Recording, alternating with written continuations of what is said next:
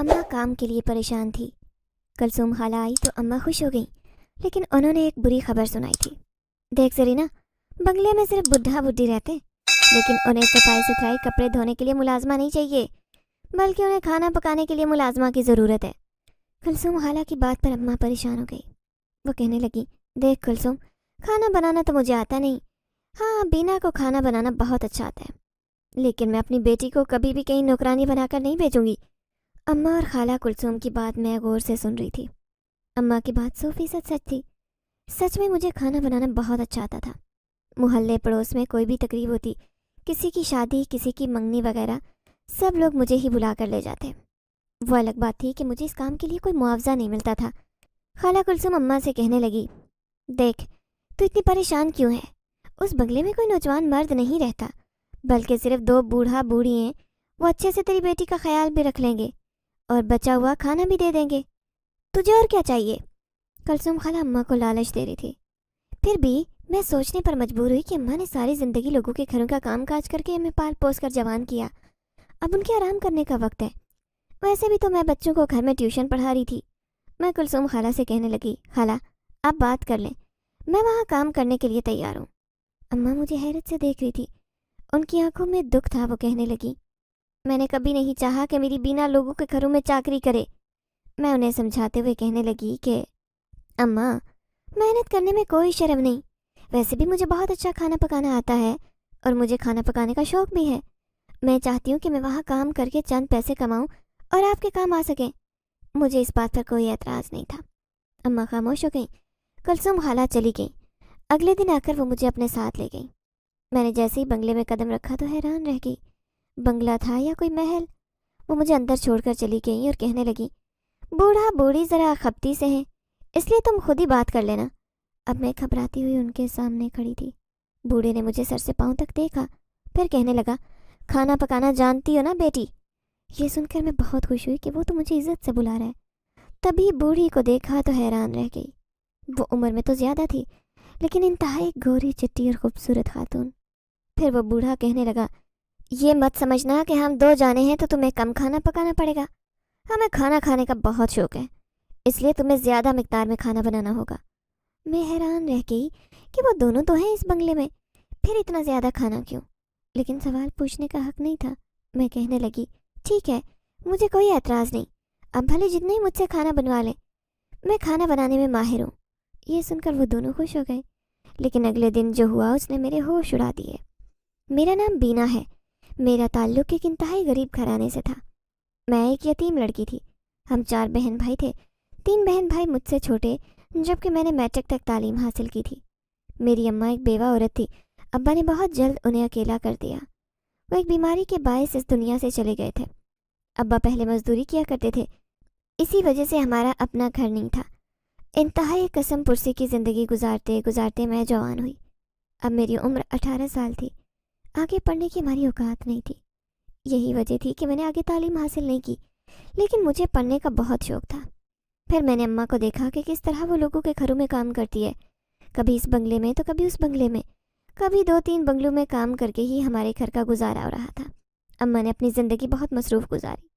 मैं सारा घर संभालती। खाना पकाना, सफाई सुथराई मेरी जिम्मेदारी थी। छोटे बहन भाइयों को वक्त पर स्कूल भेजना, उन्हें नहलाना, ये सब मैं शुरू से ही करती आ रही थी। लेकिन एक बात थी, खुदा ने मेरे हाथ में बहुत जायका रखा था। मैं अपने घर में मामूली सा खाना बनाती, लेकिन वो इतना जायकेदार पकता कि सब लोग तारीफ़ें किया करते। मोहल्ले पड़ोस में मशहूर था कि बीना खाना बहुत अच्छा बनाती है। जब भी कोई दावत होती, मैं उनके घरों में जाकर खाना बनाती, लेकिन कोई भी मेरी मेहनत को तस्लीम न करता। अब मैंने काम करने का सोचा था। कुलसुम खाला के मुताबिक उस बंगले में खाना पकाने वाली औरत की ज़रूरत थी, लेकिन अम्मा को इतना अच्छा खाना नहीं बनाना आता था। यही वजह थी कि अब मैंने वहाँ काम करने का सोचा। आज पहला दिन था। मैं जायज़ा ले रही थी कि सिर्फ चौकीदार के अलावा यहाँ कोई दूसरा मुलाजिम नहीं। एक औरत आती थी जो पूरे बंगले की सफाई करके चली जाती, ना किसी से बात करती, ना किसी की तरफ आँख उठाकर देखती। दोनों बूढ़ा बूढ़ी अकेले रहते थे। आज मेरा पहला दिन था। फिर उस बूढ़ी ने मुझे गोश्त के सालन बनाने की फरमाइश की। मैंने ऐसा सालन बनाया कि पूरा बंगला खुशबू से महकने लगा। आज मेरा इम्तिहान था, मतलब पहला दिन था, इसीलिए मैं उस इम्तिहान में कामयाब होना चाहती थी। जैसे ही मैंने टेबल सजाया, दोनों बूढ़ा बूढ़ी खुश हो गए। फिर सरगोशी में कहने लगे, اسے بھی یہ کھانا بہت پسند آئے گا۔ انہوں نے بہت بڑی تعداد میں کھانا بنایا تھا، لیکن میں حیران تھی کہ کھانا کھانے والے صرف 2 تھے، اور کھانا انہوں نے 10 بندوں کے برابر بنوایا۔ پھر کھانا وغیرہ لگا کر میں کمرے میں چلی گئی جو ملازموں کے لیے ہوتا ہے۔ میں وہاں بیٹھی رہی تاکہ کھانا کھانے کے بعد برتن سمیٹ کر کچن میں رکھوں اور بچا ہوا کھانا فریز کر دوں، لیکن جیسے ہی کچن میں آئی تو حیران رہ گئی۔ بوڑھا بوڑھی دونوں کھانا کھا کر جا چکے تھے، لیکن کھانا بچا ہوا ہرگز نہیں تھا، پورا پتیلا خالی پڑا تھا۔ یہ دیکھ کر میرا دل دھک دھک کرنے لگا کہ اتنا سارا کھانا ان دونوں نے کیسے کھا لیا۔ میں حیران تھی، لیکن یہ بات میں سوچ بھی نہیں سکتی تھی۔ پھر شام ہوئی تو میں نے گھر جانے کی اجازت مانگی، لیکن بوڑھی کہنے لگی، کل اپنی ماں سے کہنا کہ اب تم 24 گھنٹے یہیں پر رہو گی۔ یہ سنتے ہی میرے پیروں سے زمین نکل گئی۔ میں سوچنے لگی کہ 24 گھنٹے اس بنگلے میں گزارنا تو مشکل ہے، لیکن شاید اگر ان کی بات سے انکار کروں تو یہ دونوں مجھے کام سے نکال دیں گے۔ میں بوڑھی عورت سے کہنے لگی، ٹھیک ہے، میں اپنی ماں سے اجازت لے کر آؤں گی۔ اگر انہوں نے مجھے کہا کہ میں 24 گھنٹے کے لیے بنگلے میں نوکری کروں تو میں یہاں کام کروں گی۔ وہ بوڑھی کہنے لگی، ٹھیک ہے، ویسے بھی اس میں تمہارا ہی فائدہ ہے۔ مجھے اس کی بات سمجھ میں نہیں آئی، لیکن پھر میں جلدی سے گھر آئی۔ بڑی فکر مند تھی کہ میں اماں سے کیسے یہ بات کہوں کہ اماں اب مجھے مستقل وہیں رہنا ہوگا، تبھی کام ملے گا۔ انہیں میرا کھانا تو پسند آ گیا تھا، لیکن اماں کو شاید اس بات پر اعتراض ہوتا کہ میں وہاں ہر وقت رہوں اور یہاں صرف ملنے کے لیے آؤں۔ لیکن میں نے ہمت کر کے اماں سے کہہ دیا۔ اماں کہنے لگیں، بیٹا اگر وہ دونوں بوڑھا بوڑھی ہی اس بنگلے میں رہتے تو مجھے تو کوئی اعتراض نہیں، میرا بھی اپنا شوق تھا وہاں کام کرنے کا، اس لیے اماں نے مجھے اجازت دے دی۔ پھر میں نے ضروری سامان باندھا اور مستقل بنگلے میں آ گئی۔ بوڑھا بوڑھی مجھے دیکھ کر بہت خوش تھے۔ وہ اس بنگلے کے مالک تھے لیکن اکیلے رہتے تھے۔ میں کئی سوال ان سے پوچھنا چاہتی تھی، لیکن پوچھنے کی ہمت ہی نہیں ہوئی۔ کیا ان کی اولاد نہیں ہے؟ کیا ان کی اولاد ان سے ملنے نہیں آتی؟ ایک کمرے میں سجی ہوئی بہت ساری تصویریں بتاتی تھی کہ ان کی اولاد تو اس دنیا میں موجود ہے۔ پھر اس دن وہ بوڑھا بوڑھی جسے میں بیگم صاحبہ اور بیگم صاحب کہتی تھی، وہ بوڑھی میرے پاس آئی اور کہنے لگی، اب تم صفائی کا کام بھی کرو گی۔ مجھے کوئی اعتراض نہیں تھا، کام اتنا زیادہ نہیں تھا، میں ان کی بات مان گئی۔ پھر میں نے اس دن گوشت کا سالن چولہے پر چڑھایا اور خود پورے بنگلے کی صفائی کرنے لگی، لیکن بھول گئی کہ سالن چولہے پر رکھائی۔ جیسے ہی یاد آیا جلنے کی بدبو بنگلے میں پھیل گئی۔ یہ دیکھ کر میرے پیروں تلے سے زمین نکل گئی کہ سارا سالن جل گیا، لیکن بیگم صاحبہ نے جلا ہوا سالن دیکھ لیا تھا اور وہ مجھے غصے سے دیکھ رہی تھی۔ ان کی آنکھوں میں غصے کی آگ دیکھ کر میں گھبرا گئی۔ پھر وہ کہنے لگی، تم نے اتنا زیادہ نقصان کر دیا، کون بھرے گا؟ سارے پیسے تمہاری تنخواہ سے کاٹوں گی۔ میں نے سر جھکا لیا، میری آنکھوں میں آنسو تھے۔ میں کہنے لگی، بیگم صاحبہ آپ پیسے کاٹ لیجیے گا، مجھے کوئی اعتراض نہیں، آج مجھ سے غلطی ہو گئی۔ لیکن وہ مزید غصے میں آ گئی اور کہنے لگی، اگر تم نے دوبارہ نقصان کیا میں تمہیں نوکری سے نکال دوں گی۔ انہوں نے میری خوب بے عزتی کی۔ میں آنسو بہاتی اس کمرے میں آ گئی جو ملازموں کے لیے بنایا گیا تھا، وہاں بیٹھ کر روتی رہی۔ اتنے میں بیگم صاحبہ اندر آئی اور سامنے بیٹھ کر معذرت کرتے ہوئے کہنے لگی، دراصل میں کچھ زیادہ ہی غصے میں تھی، چلو اب گھر کا کام کاج کرو، کوئی بات نہیں، جو نقصان ہونا تھا ہو گیا۔ وہ مجھ سے معذرت کر رہی تھی، میں حیرانی سے اسے دیکھ رہی تھی۔ پھر میں جلدی سے گھر کا کام کرنے لگی، کھانا بھی بنایا۔ پھر ایک دن میں نے سوچا کہ آج چھت کی صفائی کر لیتی ہوں۔ میں نے اس بنگلے کی چھت آج تک نہیں دیکھی تھی۔ جیسے ہی میں سیڑھیوں سے اوپر جانے لگی، اچانک بیگم صاحبہ نے مجھے روک لیا۔ دیکھو اوپر نہ جاؤ۔ میں حیران تھی کہ وہ مجھے کیوں روک رہی ہیں۔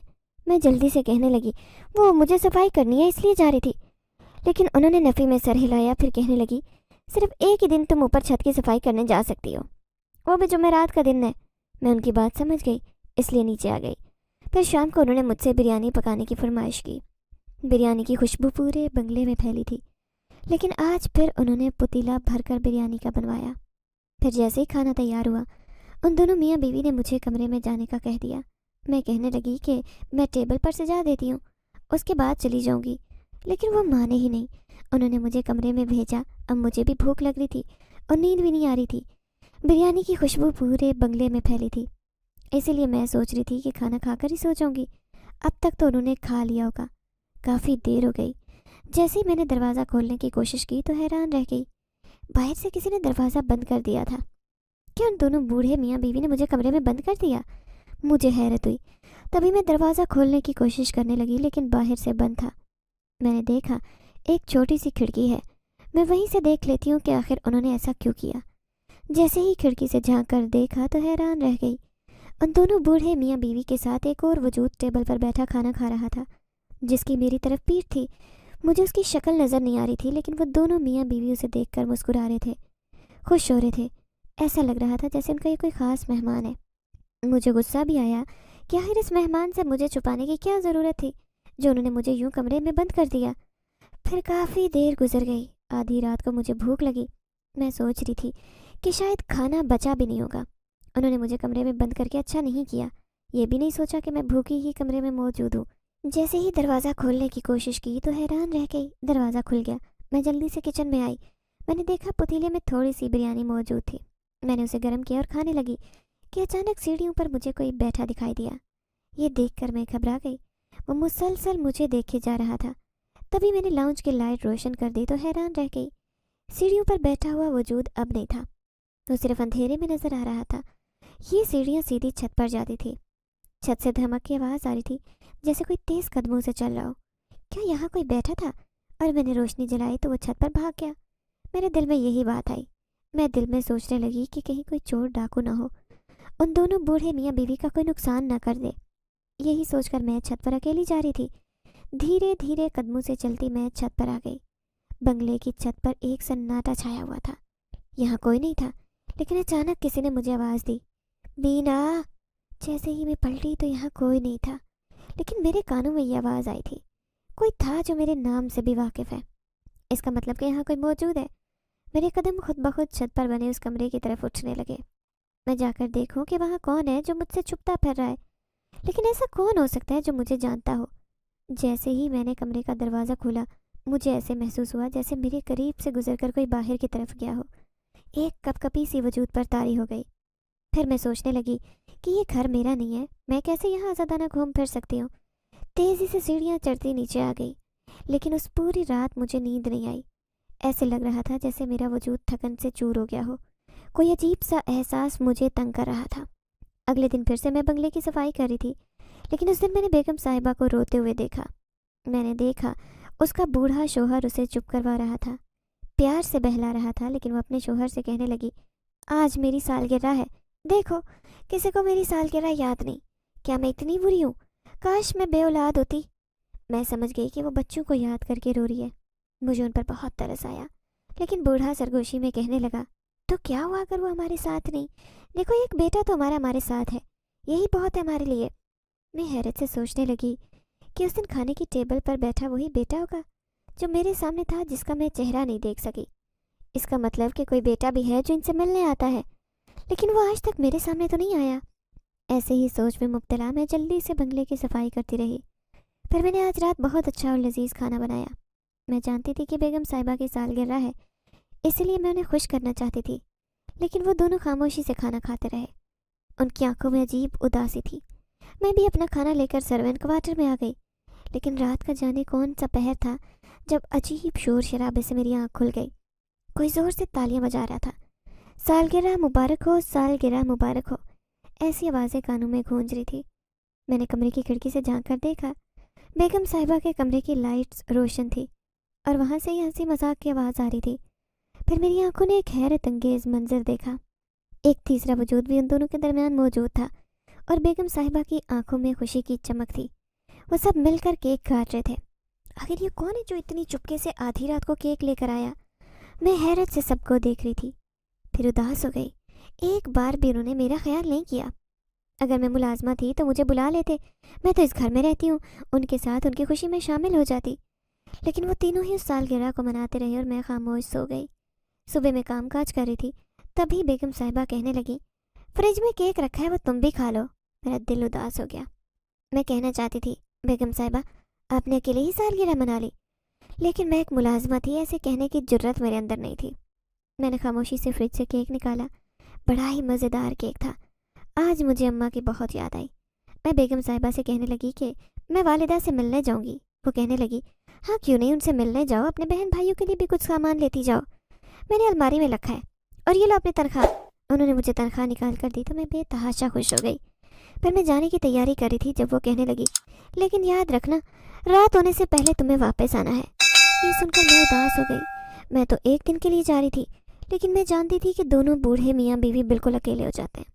وہ کھانا وغیرہ بھی نہیں پکا سکتے. اس کا مطلب کہ مجھے جلدی آنا ہوگا. بس تھوڑا وقت ہی ان کے ساتھ گزار پاؤں گی. لیکن بیگم صاحبہ نے میرے بہن بھائیوں کے لیے بہت سارا سامان دیا. وہ کیک بھی میں نے اپنے ساتھ رکھ لیا۔ انہوں نے میری کسی بات پر اعتراض نہیں کیا۔ جیسے ہی میں گھر آئی اماں مجھے دیکھ کر خوش ہو گئی۔ میں نے سب کو ساری چیزیں دی تو ان کے چہرے پر رونق آ گئی۔ اماں کہنے لگی تو نے بالکل خیال رکھنا اپنا چھوڑ دیا ہے۔ اماں نے میرے سر میں تیل لگایا، پھر کہنے لگی میں تیرے لیے 2 جوڑے لائی ہوں، وہ 2 جوڑے بھی تو اپنے ساتھ لے جانا، ایک تو پہن لینا۔ اماں نے میرے سر میں خوب تیل لگا کر مالش کی، پھر میں نے نہا دھو کر وہی جوڑا پہن لیا اور خوشبو بھی لگا لی۔ میں نے اچھی طرح سے بال بنائے، اپنے آپ کو آئینے میں دیکھا، میں بہت اچھی لگ رہی تھی۔ میں اتنی خوبصورت نہیں تھی لیکن پھر بھی پرکشش تھی۔ میں اپنے آپ کو دیکھ کر مسکرانے لگی، سوچ رہی تھی کہ اماں کے لیے مجھے بھی بہت قربانیاں دینی ہیں، جیسے شروع میں ہی وہ ہمارے لیے قربانیاں دیتی آ رہی ہیں۔ میں اپنی زندگی میں بہت کچھ کرنا چاہتی تھی۔ ایک عزم اور حوصلے کے ساتھ میں بنگلے میں واپس آ گئی۔ وہ دونوں جیسے میرے انتظار میں بیٹھے تھے۔ پھر بوڑھا کہنے لگا کہ وہ بھوک برداشت نہیں کر سکتا، جلدی سے کھانا بنا لو۔ میں حیرت سے سوچنے لگی کہ کس کھانے کی بات کر رہے ہیں۔ میں جلدی سے کھانا بنانے لگی، لیکن اس رات جو ہوا ہوش اڑا دینے کو کافی تھا۔ میں کمرے میں سو رہی تھی جب اچانک ہی لاؤنج میں چلتے ہوئے ٹی وی کی آواز سنی۔ لاؤنج میں مکمل طور پر اندھیرا تھا، لیکن ایسے لگ رہا تھا جیسے کوئی رات کو ٹی وی دیکھ رہا ہے۔ کھڑکی سے جھانک کر دیکھا تو وہاں ایک وجود بیٹھا تھا۔ وہ کوئی نوجوان تھا جس کا چہرہ مجھے دکھائی نہیں دے رہا تھا، جبکہ دونوں بوڑھے میاں بیوی اپنے کمرے میں سو رہے تھے۔ مجھے اس شخص پر غصہ بھی آیا۔ میں کہنا چاہتی تھی کہ ان دونوں کی نیند خراب ہوگی، وہ اس وقت ٹی وی کیوں دیکھ رہا ہے؟ اچانک کون انجان ہے جو اتنے آرام سے یہاں بیٹھا ہے؟ تبھی دروازہ کھول کر میں باہر آئی، لیکن جیسے ہی باہر قدم رکھا اچانک وہ اٹھا اور تیزی سے سیڑھیاں چڑھتا اوپر چھت پر چلا گیا۔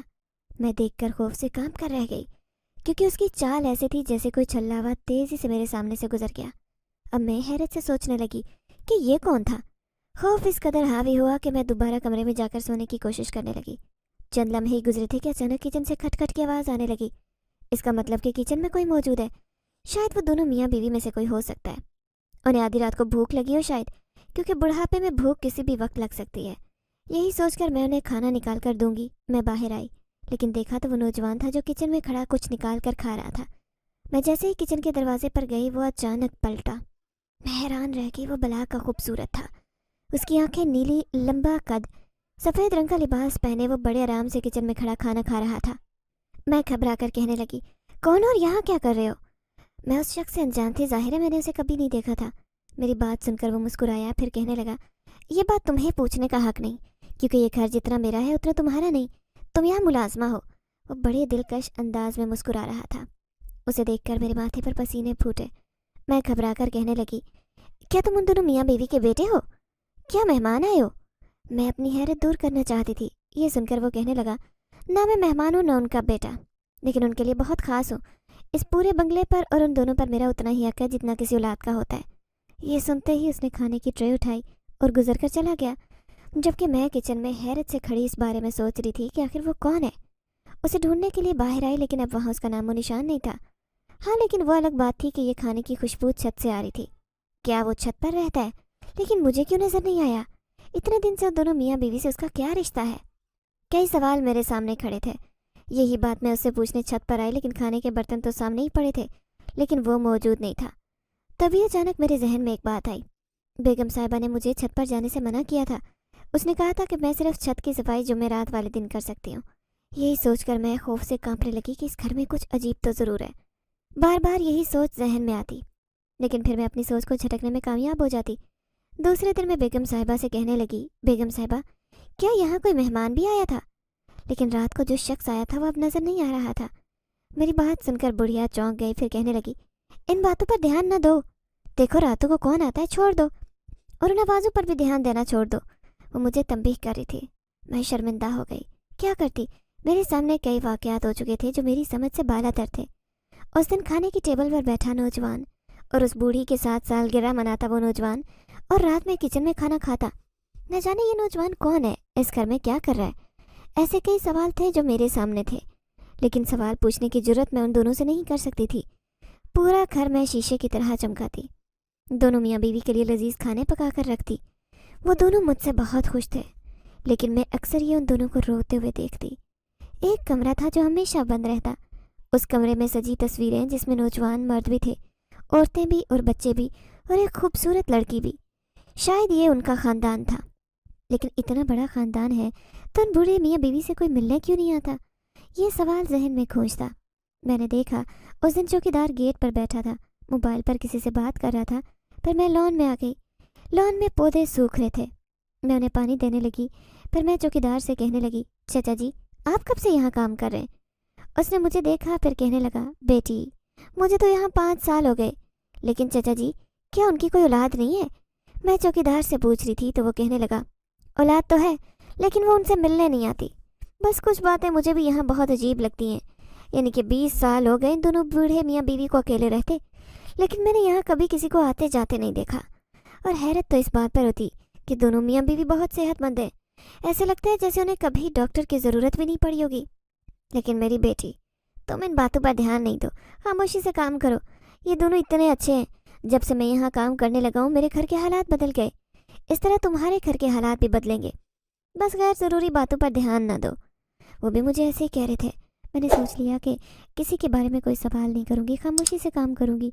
फिर उस दिन बेगम साहिबा ने मुझे कमरे में बुलाया, नीले रंग का जोड़ा निकाल कर दिया और कहने लगी, ये जोड़ा पहनो, बहुत खूबसूरत है। मैंने देखा, सच में वो खूबसूरत था। वो कहने लगी, कल ही मुझे जोड़ा पहन कर दिखाओ। अब मैं कहने लगी कि ये तो बहुत काम वाला है, मैं किसी शादी ब्याह की तकरीब में पहनूंगी। लेकिन उसने नहीं माना। अब दूसरे दिन मैंने वो सूट पहने उन्हें दिखाया जिसमें मैं बहुत अच्छी लग रही थी। बेगम साहिबा ने मेरी तारीफ़ की तो मैं शर्मिंदा सी हो गई। फिर वो उदासी से कहने लगी, ये मेरी सजीला का जोड़ा है। वो मेरी बेटी थी। उनकी गहरी उदास आंखें देखकर मैं खुद शर्मिंदा हो गई। यकीनन मुझे देखकर उन्हें अपनी बेटी याद आई होगी।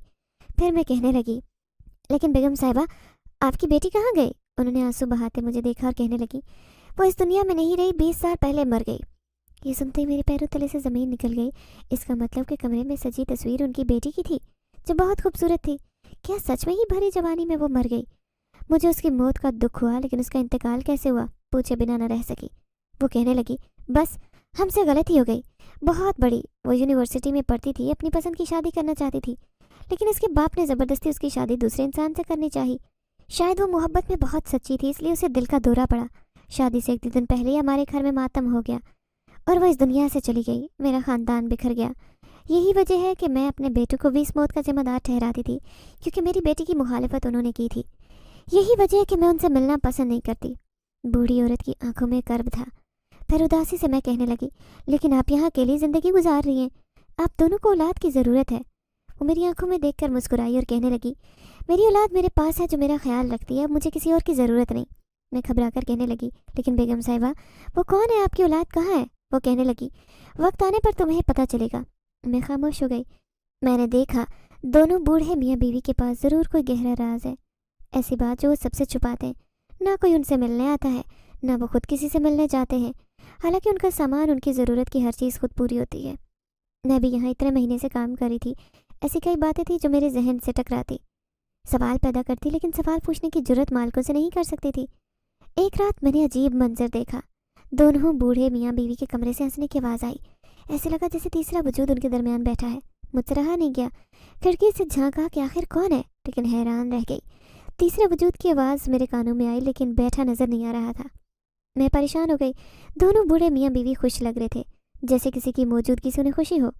मैं हैरत से देखे जा रही थी कि अचानक पीछे से मुझे किसी ने पुकारा, बीना ये क्या कर रही हो? मैं हैरत और खौफ से उछल पड़ी। मेरे सामने वही नौजवान खड़ा था, नीली आंखों वाला, इंतहाई खूबसूरत, जिसके वजूद से खुशबू आ रही थी। मैं घबरा गई। कौन हो? ये सुनकर वो मुस्कुराया, फिर कहने लगा, मुझे जानती पहचानती हो फिर भी पूछ रही हो कि कौन हो? देखो किसी की बातें छुप कर नहीं सुनते। उसने मुझे शर्मिंदा किया। फिर मैं जल्दी से सर्वेंट क्वार्टर में भाग आई, लेकिन वो अलग बात थी कि पूरी रात डरती रही। लग रहा था कि खिड़की में कोई वजूद मुझे देखे जा रहा है। जहाँ जाती मुझे यह एहसास बुरी तरह से पागल कर रहा था, खौफजदा कर रहा था। तो क्या ये इस लिबास की वजह से है? मैंने देखा मैं नीले रंग के जोड़े में थी। सामने बड़ा सा शीशा लगा था। ये अलग बात थी कि आज मैं बहुत खूबसूरत नजर आ रही थी। फिर मैंने अपने कपड़े तब्दील कर लिए, वही मुलाजमा वाले पुराने सूट पहने। मैं इसी में खुश थी। मैं ये कीमती सूट नहीं पहन सकती थी जो बेगम साहिबा की बेटी के थे। यहाँ काम करते पूरे 5 महीने हो गए, लेकिन 5 महीनों में सवालों के जवाब नहीं मिले। फिर एक दिन जुमेरात को मैं छत पर चली आई, क्योंकि जुमेरात को ही सिर्फ छत की सफाई करती। बाकी दिन तो बेगम साहिबा मुझे यहाँ आने ही न देती। मैं जल्दी जल्दी पूरी छत पर झाड़ू लगा रही थी। फिर मैंने कमरे का दरवाज़ा खोला। जैसे ही मैंने कमरे का दरवाज़ा खोला, मेरी आंखों ने हैरत अंगेज मंजर देखा। पूरा कमरा साफ सुथरा पड़ा था। एक खूबसूरत जायनमाज और जाने कौन कौन सी किताबें। ایسے لگ رہا تھا جیسے اس کمرے میں کوئی رہتا ہے۔ میں جیسے ہی اندر جانے لگی، اچانک بیگم صاحبہ کی تیز آواز آئی، بینا اندر مت جانا۔ میں نے جلدی سے اپنے قدم باہر کی جانب رکھ دیے۔ بیگم صاحبہ نے مجھے کیوں روکا یہ بات میں سمجھ نہیں سکی، لیکن میں کہنے لگی، بیگم صاحبہ یہاں کون رہتا ہے؟ تو وہ کہنے لگی، یہ سوال تم نہیں پوچھ سکتی، یہ راز تمہارے سامنے بہت جلد آ جائے گا، کیونکہ یہاں جو بھی کام کرتا ہے وہ یہ بات جان لیتا ہے۔ میں تمہیں خود سے کچھ نہیں بتاؤں گی، بس تم نے صفائی کر لی، اب تم نیچے جاؤ۔ میں شرمندہ سی ہو کر نیچے آ گئی، لیکن پھر سوچنے لگی کہ اگر میں یہ بات جان لوں گی تو اس کا مطلب ہے کہ چوکیدار چچا جو 5 سالوں سے نوکری کر رہا ہے وہ یہ بات اچھی طرح سے جانتا ہوگا۔ اب مجھ سے رہا نہیں گیا، میں دوبارہ سے چچا بشیر کے پاس آئی۔ چچا مجھے سچ سچ بتاؤ کہ چھت پر بنے اس کمرے میں کون رہتا ہے؟ میری بات سن کر وہ غور سے مجھے دیکھتا رہا، پھر کہنے لگا، نہیں بیٹی میں یہ بات نہیں بتا سکتا، یہ راز میں جان چکا ہوں، بہت جلد تم لوگ بھی جان جاؤ گے۔ کچھ لوگ ہوتے ہیں جو ان چیزوں کو محسوس کر کے یہاں کام چھوڑ کر چلے جاتے ہیں، لیکن جو چیز ہمیں پریشان نہیں کرتی، ہمیں تنگ نہیں کر رہی، تو ہمیں اس سے کیا لینا دینا؟ اس لیے میں نے کام نہیں چھوڑا، اور آج دیکھو میں دولت سے مالا مال ہو گیا ہوں، اور تم بھی ایسا ہی کرنا۔ ہمیں دونوں بوڑھے میاں بیوی کا خیال رکھنا ہے، ان کی اولاد تو انہیں چھوڑ کر چلی گئی، لیکن جہاں تک ممکن ہوگا تم بھی یہاں کام کرتی رہنا جب تک یہ دونوں زندہ ہیں۔ چوکیدار چچا نے تو اپنی ایک کہانی سنائی، وہ مجھے کچھ بتانے کو تیار ہی نہیں تھا۔ میں مایوس سی ہو گئی، نہ جانے یہ راز کب میرے سامنے آئے گا۔ میں پوچھنا چاہتی تھی کہ وہ نوجوان کون ہے جو اتنی آزادی سے پورے بنگلے میں گھومتا ہے، جو کبھی بھی کسی بھی وقت دکھائی دیتا ہے، لیکن صرف رات کو ہی نظر آتا ہے، دن میں نہیں۔ یہی سوال میں ان دونوں سے پوچھنا چاہتی تھی، لیکن ایک دن آخر کار مجھے اس راز کا انکشاف مل ہی گیا۔ اس دن میں آدھی رات کو جاگ رہی تھی، میرے سر میں بہت درد تھا، نیند بھی نہیں آ رہی تھی، مجھے گولی کی ضرورت تھی۔ میں آدھی رات کو اٹھ کر بیگم صاحبہ کے دروازے پر کھڑی تھی، سوچ رہی تھی کہ دروازہ بجاؤں یا نہیں۔ ابھی ہاتھ ہی بڑھائے تھے کہ دروازہ خود بخود کھل گیا، لیکن کمرے سے باہر آنے والا ان دونوں میں سے کوئی بھی نہیں تھا، بلکہ ایک تیسرا انجان وجود تھا۔ کوئی تیزی سے میرے پاس سے گزر کر چلا گیا، لیکن وہ مجھے دکھائی نہیں دیا، صرف اس کا احساس اور اس کا سایہ ہی مجھے نظر آیا تھا۔ ایک دم سے ہی میں نے اپنی چیخ ماری تھی، خوف کے مارے میں بالکل زرد پڑ گئی۔ میں نے دیکھا دونوں میاں بیوی میرے سامنے بیٹھے تھے، ان کی سفید آنکھوں سے اچانک مجھے خوف محسوس ہوا۔ پھر بوڑھا آدمی کہنے لگا، کیا ہوا بیٹی، آدھی رات کو یہاں کیوں آئی ہو؟ کیا کوئی تکلیف ہے؟ میں اتنی خوفزدہ تھی کہ مجھ سے وہ بات بھی نہیں کہی جا رہی تھی۔ ڈرتے ڈرتے کہنے لگی، وہ مجھے ٹیبلٹ چاہیے، دراصل میرے سر میں درد ہے۔ میں سر جھکا کر کہہ رہی تھی۔ تبھی وہ بوڑھی عورت بڑبڑاتے ہوئے کہنے لگی، وہ میری ساری دوائیاں تو لے کر آیا تھا، نہ جانے سر درد کی دوا لایا تھا یا نہیں، لیکن ٹھہرو میرے پاس ہوگی۔ یہ کہتے اس نے دراز کھولی تو میں حیران رہ گئی۔ دوائیوں کا ایک ڈھیر تھا جو ان کے سرہانے پڑا تھا۔